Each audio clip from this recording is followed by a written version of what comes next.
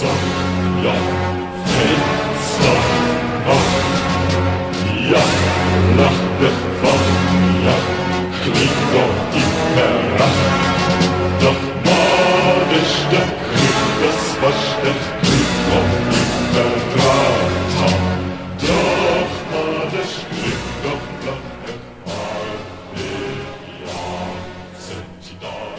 good evening.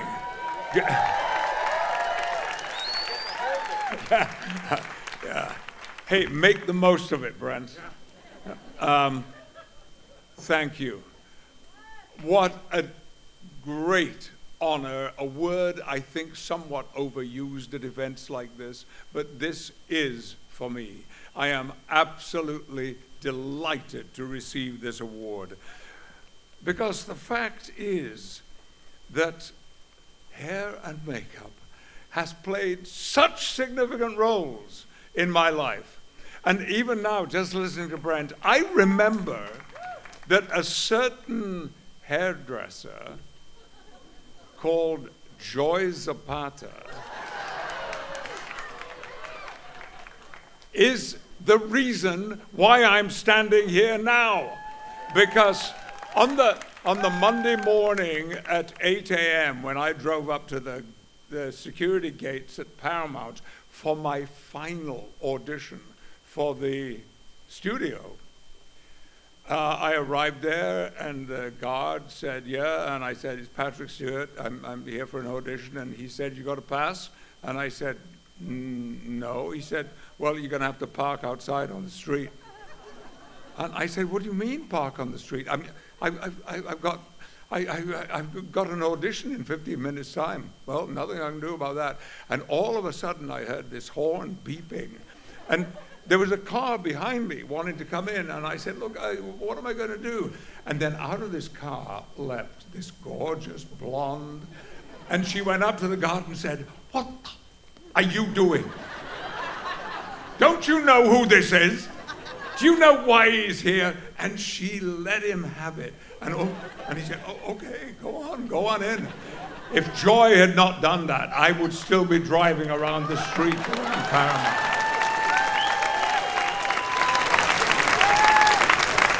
Okay, by the time that I was 16, okay, I'm going to reread that. By the time that I was 19, I had lost most of my hair, despite spending all of my last pennies for nearly 2 years on scalp treatments. Not only did I see it as buggering up the role that I had expected to play, that of juvenile lead, but for certain, romance was over for me. Who would be interested in a bald 19-year-old guy? However, I became determined that if sex was not going to be a part of my future, success as an actor might be an attractive alternative.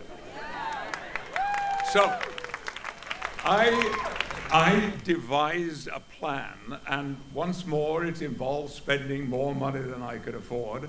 I went to a wig maker in London, and I had a hairpiece made. It was a stunner. And the wig maker was the first of many who have commented to me that I was a wig maker's dream. So I devised a plan. At this time, I was auditioning for regional theater. That's all I could hope for. Rep, as we called it then. And in those, good, you know what I'm talking about. In those days, Rep Theater put together companies who would play multiple roles throughout a whole season. So when I auditioned, I arrived wearing my hairpiece. And I would perform a juvenile role, and then I removed the hairpiece, and I did an old character role. As one under-financed director told me, I became 2 actors for the price of 1.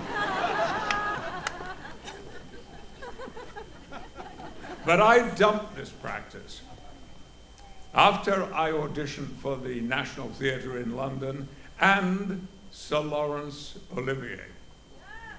Why? Well, here is what happened. When I finished my second piece for Sir Lawrence and the National Theatre casting directors, there was silence. No one said anything at all. And then Sir Lawrence sat forward in his chair and said, "Do it again."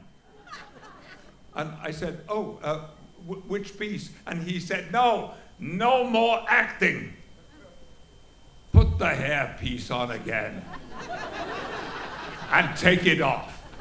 And I did. And he said, "Marvelous, we'll let you know." Of course, I've worn many wigs over the years and been proud and happy to do that. And I have loved every one of them, and I have loved the people who have made them for me and put them on and helped me with my makeup. And my Hollywood reputation, as far as this guild is concerned, goes from Michael Westmore to Peter D'Oliveira, who is my makeup artist on the new Picard series. Thank you very much. A great honor.